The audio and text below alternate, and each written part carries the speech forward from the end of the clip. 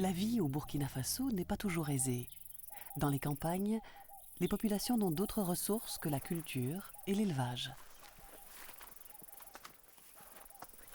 Mathias habite à Barsalogo, un petit village à 150 km de Ouagadougou. Ce matin, il vient aider son père et sa famille à récolter le mil.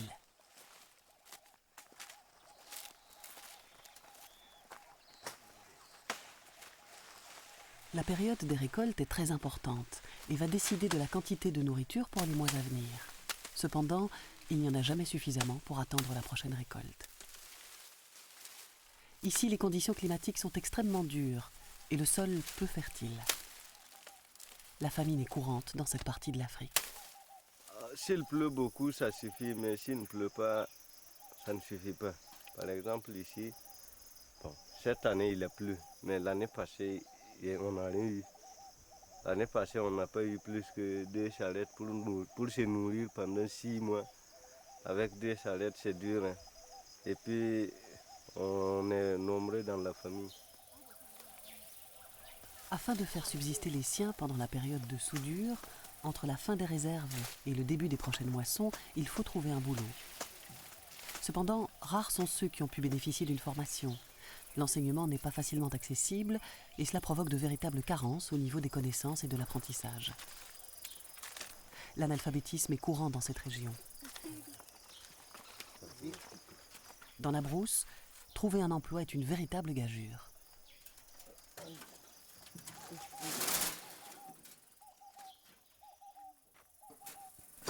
Malgré toutes ces difficultés, Mathias a relevé le défi.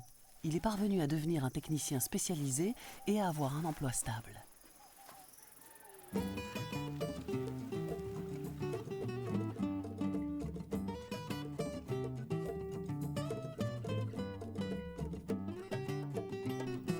Tout a commencé en 1995, avec l'arrivée de Chantal et de Pierre à Barsalogo. Chantal est médecin gynécologue, Pierre possède des qualifications techniques. Ils travaillent tous les deux pour une ONG belge, le Service laïque de coopération au développement. Vivre au Burkina, c'est vivre avec un espace-temps qui est très différent, où les choses se passent de manière beaucoup moins stressante, ce qui ne veut pas dire qu'on ne travaille pas beaucoup, mais le travail se fait petit à petit et avec un rythme qui est différent. Je crois que c'est une recherche que j'avais dans la tête depuis longtemps, c'est de partager une vie avec des gens qui ne pensent pas spécialement comme moi, qui ont tout à fait une autre façon de voir les choses. Le fait de vivre ici ne peut apporter quelque chose qu'à partir du moment où c'est bilatéral, je dirais. Les gens vous sont reconnaissants parce que vous faites quelque chose pour eux et nous leur sommes reconnaissants parce qu'ils nous apportent aussi énormément de choses. Ça ne peut pas aller seulement dans un sens. Ils estiment que les Blancs sont malins, savent beaucoup de choses. Et donc ils essayent de profiter de ça.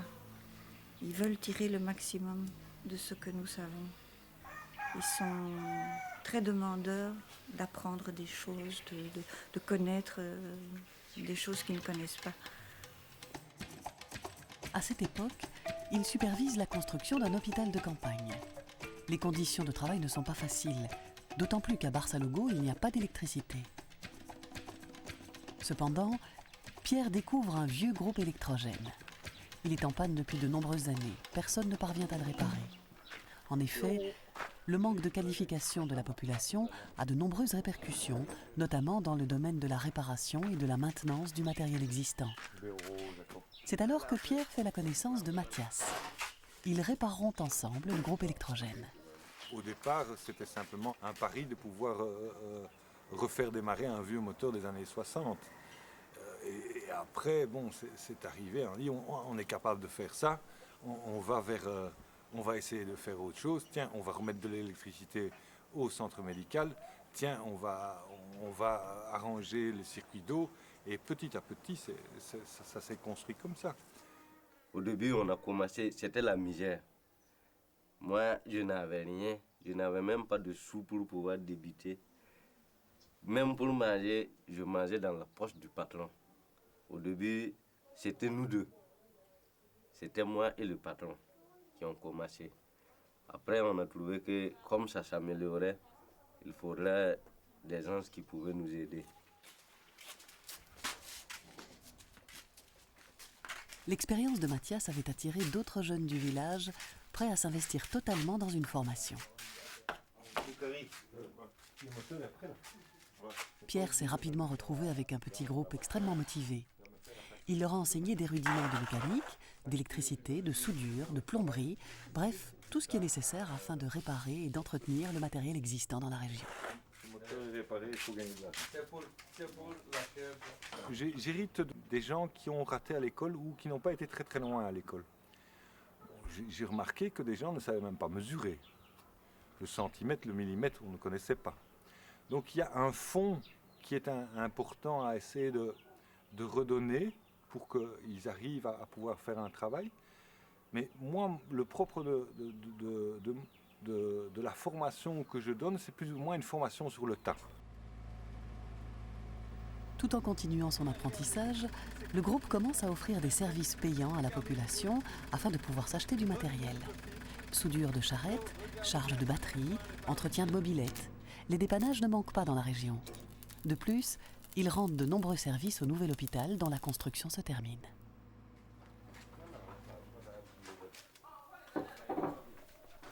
L'initiative porte ses fruits. Rapidement, l'ancien moteur est remplacé par 2 nouveaux groupes électrogènes plus puissants. La gestion et l'entretien de ce matériel ont été confiés à Mathias et à ses camarades.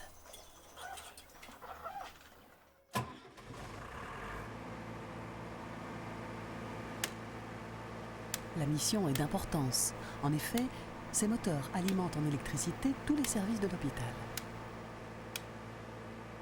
Personne ne croyait que le CMA de Bassalo pouvait avoir de l'électricité à nos jours-là. Puisqu'il y en avait, c'était égaré parce qu'il n'y avait pas de maintenance, il n'y avait rien.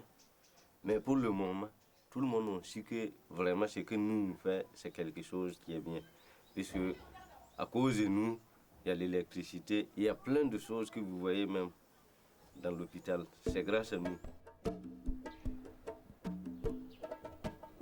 Un atelier s'est installé à côté des bâtiments du centre hospitalier. Pour celui-ci, c'est une véritable aubaine.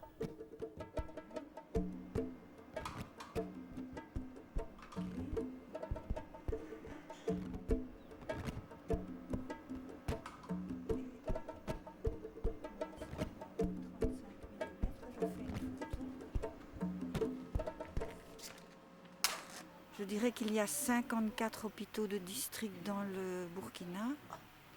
Et il y a, à ma connaissance, il n'y a qu'ici qu'il y a un service de maintenance. La plupart des hôpitaux qui ont des problèmes de panne et d'appareils qui ne fonctionnent plus doivent l'envoyer à Ouaga, où le personnel est tout à fait insuffisant et ces appareils traînent là pendant des mois et des mois. Et donc les hôpitaux sont obligés de se passer des appareils pour fonctionner. Donc c'est vraiment pour moi un problème crucial.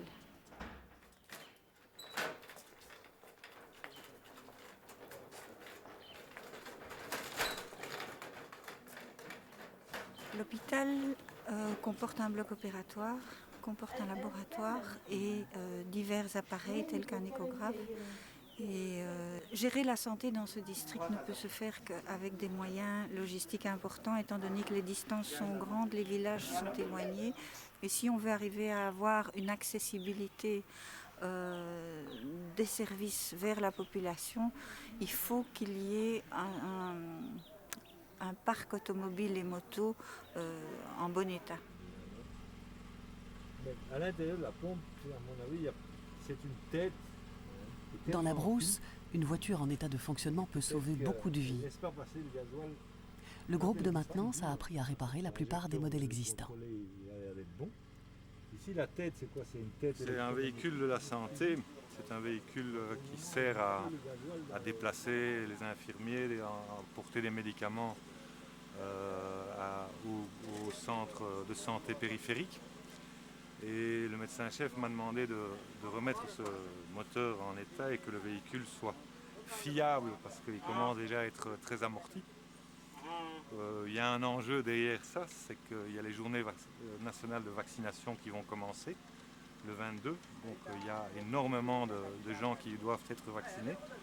Donc tout le matériel mécanique et le parc automobile doit être opérationnel. Prêt? Ah oui, je suis prêt.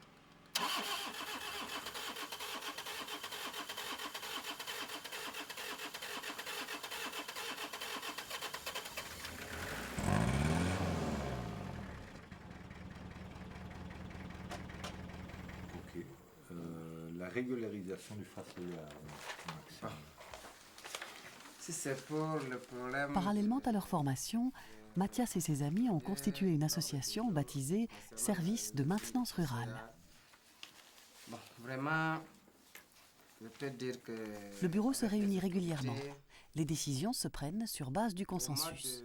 Septembre, Pour le moment, le responsable de l'atelier, c'est moi. C'est moi qui m'en occupe tout. Même là-bas pour l'entente des gens, c'est moi qui prends tout en charge. Pour les guider, de ne pas se bagarrer, de mieux travailler, de ne pas se comparer le plus grand au plus petit. Donc tout le monde, je les mets en équitabilité dans l'atelier. Même moi, je suis le responsable, c'est moi qui ai ouvert l'atelier, c'est moi qui ai tout créé, mais je suis en égalité avec tous ceux qui travaillent. Tous les revenus provenant de leur travail sont versés à l'association, qui en retour leur assure non seulement un salaire mensuel garanti, mais aussi une affiliation à la sécurité sociale du pays. Les bénéfices sont investis dans l'achat de nouveaux matériels, ainsi que dans l'acquisition d'un bâtiment. Bon, au niveau des salaires, moi je ne dis jamais que je suis chef et que je vais prendre plus que les autres. On travaille tous ensemble, même travail. Donc le salaire aussi, c'est équitable. C'est équitable. Que ce soit chef ou apprenti, c'est équitable, même salaire.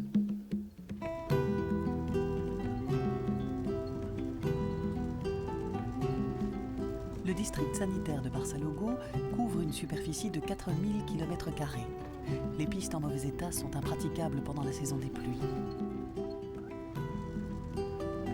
Afin de rester en contact permanent avec les différents centres de santé disséminés dans la brousse, l'hôpital de Barçalogo a fait placer un réseau autonome de communication. C'est le groupe de maintenance qui en a fait l'installation.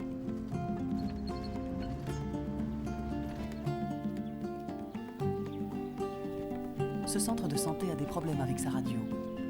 Pierre et Théophane se rendent sur place afin de réparer le matériel.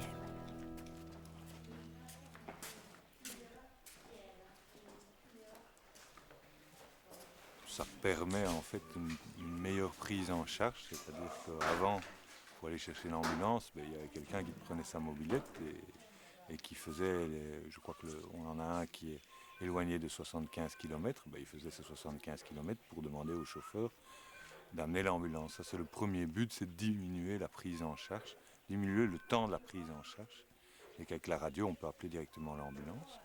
Il n'est pas bloqué. Donc tu vas... Ils ont été formés sur la manipulation de la radio pour pouvoir expliquer à d'autres comment on manipule la radio. Ils ont été formés pour pouvoir la reprogrammer et assurer une maintenance régulière quand on les appelle si on voit qu'il y a quelques petites défectuosités. Bon, par exemple ici c'était un chien qui était enfermé et qui a mangé tous les câbles, quoi. C'est Emma, vous m'entendez? Fité, j'ai pas beaucoup de batterie, je te parle tout de suite. C'est Julien? C'est Pierre, je te parle tout de suite, j'ai pas beaucoup de batterie. Bonjour, monsieur Pierre. Je suis à Deep Blue. Blue. Je ne peux pas te reparler longtemps parce que je n'ai plus de batterie. Oh, j'ai rien de le couper, on n'entend pas bien. Pas de batterie. J'ai dit j'ai rien de le couper et puis on n'entend pas bien.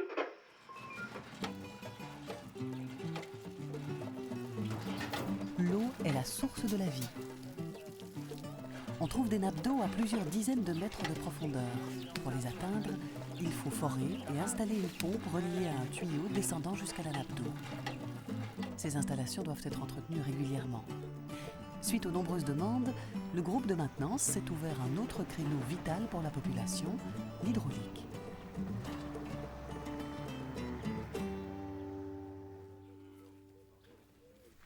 Mathias et son groupe interviennent dans tout le district de Barçalogo, parfois à plus de 100 km du village. Ici, ils vont devoir retirer plus de 30 mètres de tuyauterie avant de trouver le tuyau défectueux percé par la rouille.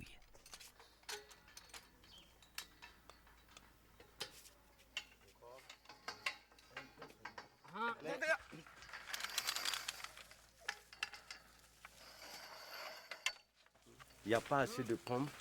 En plus, les comités de gestion n'ont pas d'argent pour pouvoir chaque fois réparer. Et, puisque pour réparer une pompe aussi, ça coûte tellement cher. Donc, c'est pour cela qu'il y a des pannes aussi qui traînent. Pour l'eau aussi, ici, c'est tellement dur. Il y a beaucoup de population, mais les pompes sont insuffisantes. Et il y a beaucoup de concentration sur les pompes. Ce qui amène aussi à s'user les pots et casser des clapets de fois.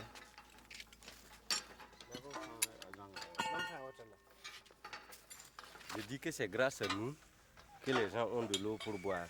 Puisque tous les pompes qui sont là, il n'y a pas de réparateur de pompes, sauf nous. Donc sans nous, une pompe tombée en panne sera jetée, puisqu'il n'y a pas de réparateur ici. C'est à nous de réparer et que les gens puissent avoir à boire. Donc, dans ça maintenant, nous sommes l'élément principal pour la population, je crois.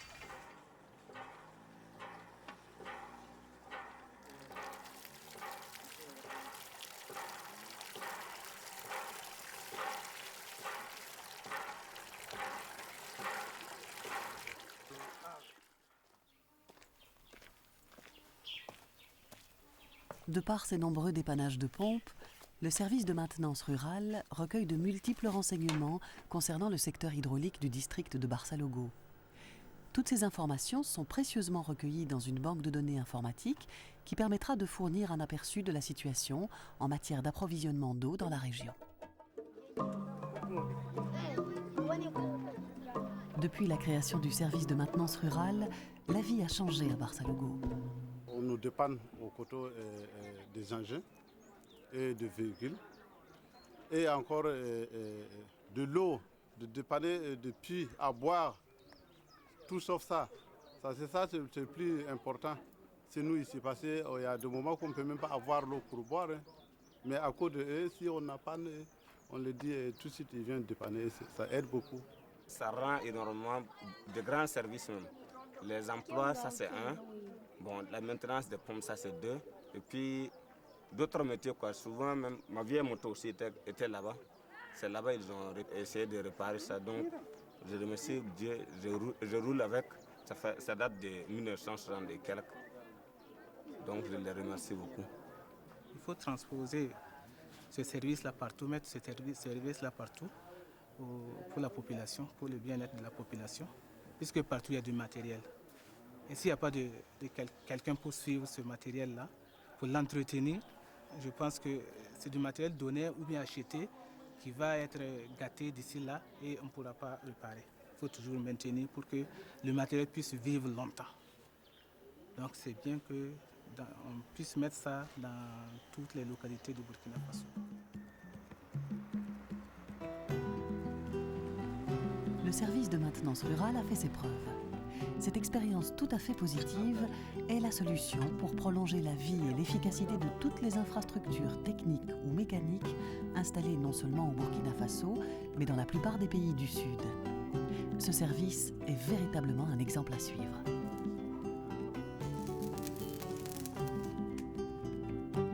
Celui qui veut apprendre peut venir apprendre. Chez nous, tu viens, tu essaies, tu dis que tu veux apprendre quelque chose. On va te montrer aussi. Et si tu es vigilant, tu vas le faire. Donc toi aussi, tu auras quelque chose que tu as pris dans ta tête. Tu mets le nom et prénom. Numéro d'immatriculation, c'est ce numéro-là. Ça va? Rémunération soumise à cotisation, c'est celui-là. Chaque fois que je fais quelque chose qu'ils ne connaissent pas, ils viennent me secouer pour que je leur dise qu'est-ce que c'est, comment je dois faire. Donc ils essayent d'être tout à fait indépendants de moi parce qu'ils sont conscients que je partirai un jour, ça c'est clair. Et j'essaie de tirer le maximum de moi pour pouvoir avoir le plus d'assurance de réussir. C'est certain, Pierre ne restera pas toute sa vie à Barçalogo. Un jour, il rentrera à Bruxelles. Si Mathias et ses amis appréhendent ce moment, ils s'y préparent cependant activement. C'est des gens hyper travailleurs. C'est des gens qui ont envie d'apprendre. Ils se battent. Parce que moi, je vois, il y a des fois où ils travaillent jusque tard dans la nuit pour rendre les services à la santé. Ils travaillent le dimanche quand il y a des coups durs. Et ils trouvent les solutions aussi. Ils ont un esprit d'analyse maintenant que s'ils se sont trompés, pourquoi ils se sont trompés. Ils recherchent la solution. Donc c'est pour ça que j'ai toute confiance en eux et ils s'en sortiront.